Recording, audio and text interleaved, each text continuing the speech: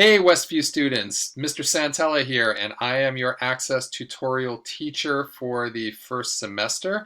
My role here is to answer any questions you might have. I'm kind of available as a resource, particularly if you're working on something in a social studies or a lit and comp or English language arts class.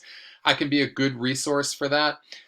For some of your math and science and other classes, there are other teachers who are available during this period who you can ask them as well. They'd be more than happy to assist. If you're not sure who to go to, let me know. I'll see if I could find a resource for you to help you to be able to accomplish whatever task you might be working on, whatever assignment you might be working on at any given time.